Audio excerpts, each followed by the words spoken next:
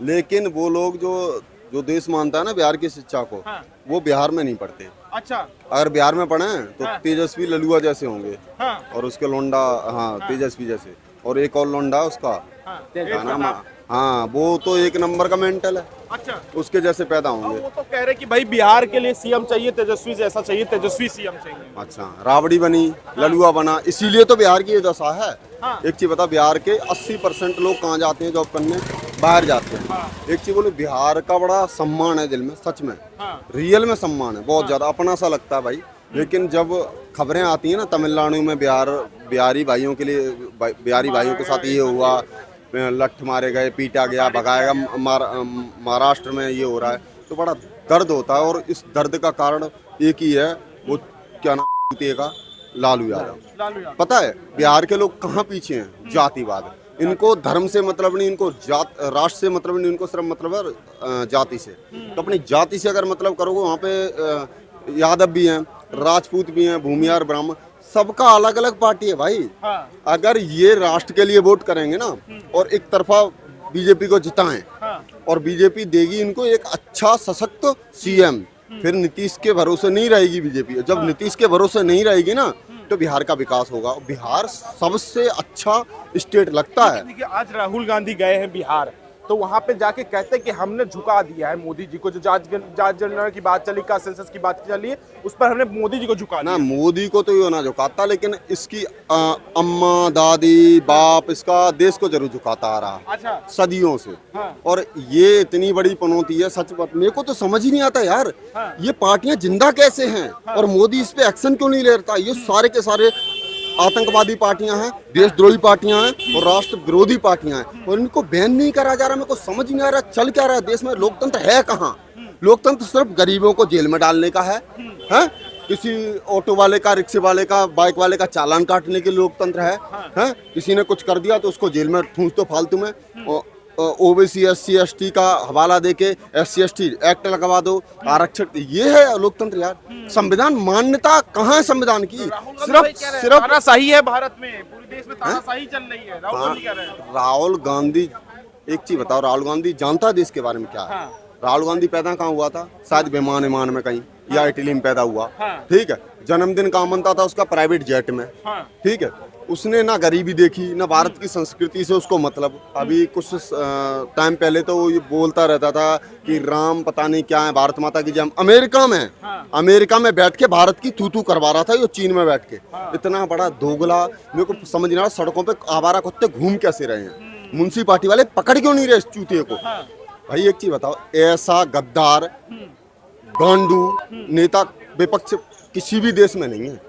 किसी भी ऑपोजिशन है, जनता ने उनको चुना है। ऑपोजिशन हाँ। भारत में जनता कितनी है? कितनी है बताइए? 140 करोड़ जनता नहीं है, उसमें से 40 करोड़ आतंकवादी हैं। अच्छा। और कम से कम 20 करोड़ कौन है पता है? हाँ।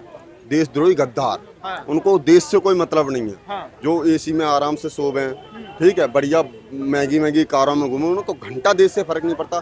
जो एक्चुअली जनता है वो हम हैं। हमने पता है अब हमारा इतिहास क्या है। हाँ। ये राहुल गांधी को क्या पता होगा? इसने गरीबी देखी ना, इसने देश की संस्कृति से मतलब ना, जो राम को राम ना मानता, भगवान ना मानता, राम पैदा ही नहीं हुए थे, ये बात करता है। ये सरकार बोलती है कि हमारी सरकार आएगी, धारा 370 फिर से लागू कर देंगे, और यो PO के लेने की बात कर रहे हैं। हाँ? इंदिरा गांधी यो बोल रहे आज आयरन लेडी की बड़ी याद आ रही। अबे आयरन लेडी भैया दोबारा पैदा ना हो, ऐसी आयरन लेडी दोबारा पैदा नहीं होनी चाहिए देश में, जिसने 93,000 को कम से कम 1 साल बिरयानी खिलाई बढ़िया मस्त। 3 साल, हाँ 3 साल बिरयानी खिलाई, ठीक। और उसके बाद आराम से छोड़ दिया उनको। और हमारे एक भी सैनिक वापस नहीं आया। सर आता था, आज एक BSF का पकड़ा गया था, कल आ गया, है ना। यो मोदी है, यो 21वीं सदी का भारत है। ठीक है, आयरन लेडी हमको नहीं चाहिए। अगर दोबारा सुनो, आयरन लेडी को अगर गलती से दोबारा जन्म मिले तो ससुरा पाकिस्तान में मिले, मुल्ली बने वो। अब राहुल गांधी जैसे दूसरी कुछ ना बने। राहुल गांधी पुलिस वालों ने रोका जब दरभंगा में, तो सोशल मीडिया पे एक चर्चा चल रही थी कि ये इंदिरा गांधी का पोता है, झुकेगा नहीं, डरेगा नहीं। हाँ। सबसे डरपोक तो इसकी दादी थी, वो नकटेड़ी। अच्छा। हाँ, इंदिरा। कैसे? एक मिनट, हमने 1900 हमें सब बताया जाता है कि कौन सा युद्ध हुआ था 1971 का, हम जीते थे। हमने कहा घंटा जीता था उसमें, हाँ, किराने बाजार पकड़ के पीओके भी दे दिया, सब कुछ लिया नहीं वापस, बांग्लादेश 2 देश बना, 2 दुश्मन इकट्ठे कर दिए, हैं, जीता क्या था? चूते बनाया देश को। हमने अखबारों में, मीडिया में युद्ध जीता, लेकिन टेबल के नीचे ससुरा हार गए हम। और यो नीति थी कांग्रेस की, क्योंकि उसको दर्द था, आका उसका बाप था पाकिस्तान, पाकिस्तान संबंध तो वही है जो कौन किसकी बीवी थी, फिरोज खान की, फिरोज खान की बीवी थी भाई, उसको दर्द होगा। अकबर कौन था उसका, बाबर कौन था उसका बाप था। अब बाबर वाले मरेंगे, इसको दर्द होगा, और दर्द हुआ, हारी कहाँ, टेबल के नीचे हार गई।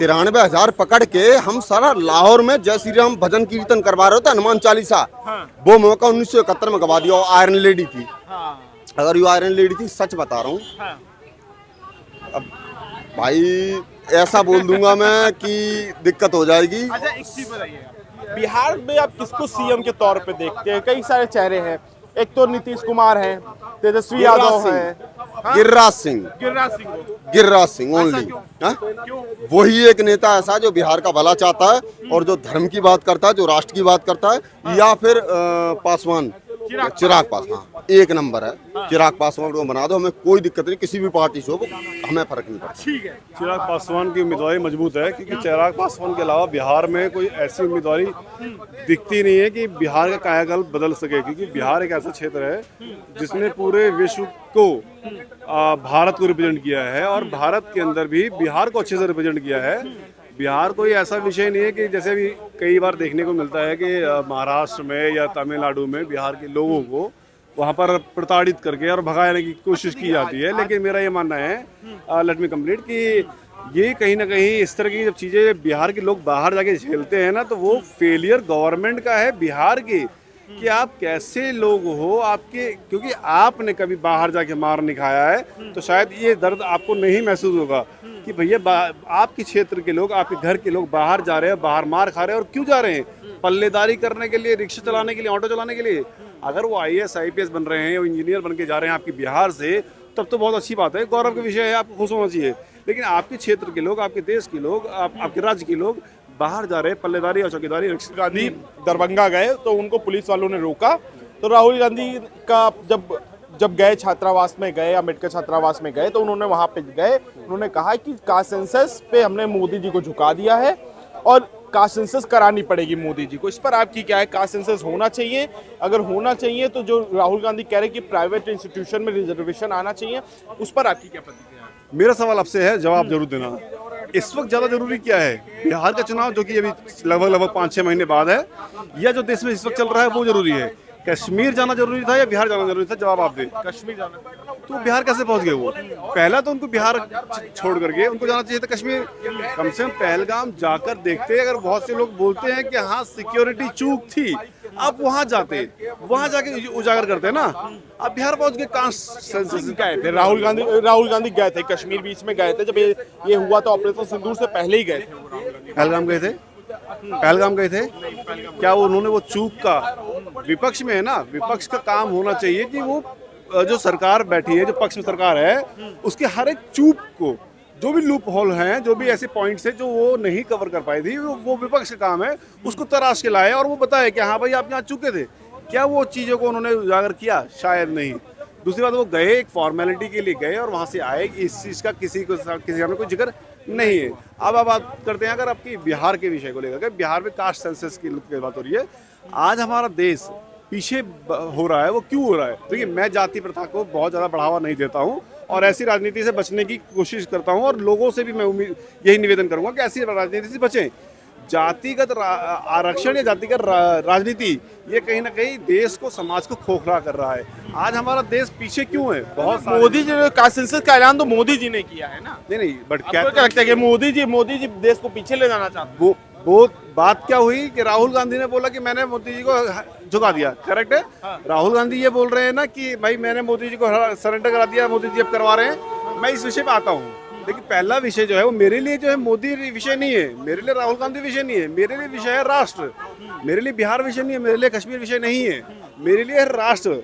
राष्ट्र में जिस तरीके से टर्की ने पाकिस्तान के साथ सपोर्ट किया और जिस तरह से दोगली नीति अमेरिका ने निभाई पाकिस्तान के साथ में इनडायरेक्टली सपोर्ट करके और भारत के बीच में आकर के, जो वॉर को बहुत और अच्छी तरीके से होना चाहिए था, एक सबक सिखाने का समय था, सबक सिखा करके बलूच को अलग करना चाहिए था और पीओके को अपने साथ में मिलाने का ये बहुत अच्छा मौका था, जो कि नहीं हो पाया कहीं ना कहीं। चलिए ठीक है, मैं उस चीज़ को भी अच्छा मानता हूँ क्योंकि हमारे देश की इस वक्त स्थिति वो नहीं है, मैं ऐसा मानता हूँ।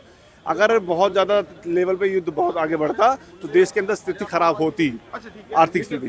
कास्ट सेंसस चलिए हो गया, लेकिन बिहार में अब सीएम किसको देखना चाहते हैं? बहुत सारे युवा चेहरे भी हैं, कन्हैया कुमार भी हैं, तेजस्वी यादव भी हैं, उधर क्या नाम है, चिराग पासवान का भी नाम आ रहा है, उधर से निशांत कुमार का भी नाम आ रहा है कि निशांत कुमार हो सकते हैं, नीतीश जी के बेटे। ये सारे नाम आ रहे हैं, नीतीश कुमार तो है ही है, तेजस्वी यादव तो है ही है नाम उसमें, मैं कन्हैया कुमार, चिराग पासवान, ये सारे चेहरे भी, इसमें सबसे बेहतर सीएम कौन लगेगा? ठीक है, पहला मेरा आपने नीतीश जी के पुत्र का नाम लिया, सीएम पद की दावेदारी उनकी बिल्कुल नहीं होनी चाहिए। उनको एक पहले 5 साल 10 साल के लिए एक एमएलए बनाना चाहिए। एमएलए बना करके अपने जो भी उनका जो विधानसभा क्षेत्र हो उसको वो इस तरीके से चमका दे कि वहाँ एक वो पूरे देश के अंदर एक आइडल के तौर पे होना चाहिए कि भाई एक भारत के अंदर एक एमएलए ने ऐसा काम करके दिखाया है जिसकी पूरे विश्व में चर्चा हो रही है, भारत में चर्चा हो रही है। तो अगर इस तरह का काम 5 साल में 10 साल में तो बतौर उनको सीएम बनाया जाए, इसमें कोई बड़ी बात नहीं होनी चाहिए, कोई दुर्भाग्य की बात नहीं होनी चाहिए, अच्छी बात है ये। अभी अगर मौजूदा स्थिति की बात करी जाए तो मुझे लगता है कि चिराग पासवान एक अच्छा नेता है, क्योंकि वो एक तो पहली बात तो ये है कि एक अच्छे घराने से, राजनीतिक घराने से ही आते हैं, राजनीति का अच्छा खासा एक्सपीरियंस है, एनडीए का अलायंस है, तो मुझे कहीं ना कहीं एनडीए अलायंस में विश्वास है। बीजेपी के पास में अभी कोई बड़ा चेहरा नजर नहीं आता है, बीजेपी का खुद का चेहरा होगा तो बहुत अच्छी बात है, क्योंकि जहाँ पर बीजेपी का खुद का चेहरा है वो एक्शन लेने में जो है सोचती नहीं है, समझ जो है ज़्यादा विषय की बात नहीं है, वो आराम से एक्शन ले सकती है और चीज़ों को बदल सकती है।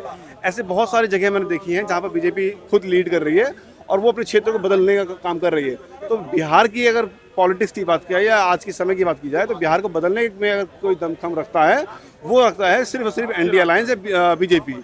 अगर बीजेपी के पास कोई चेहरा नहीं है तो एनडीए अलायंस के पास जाए और चिराग पासवान के पास में।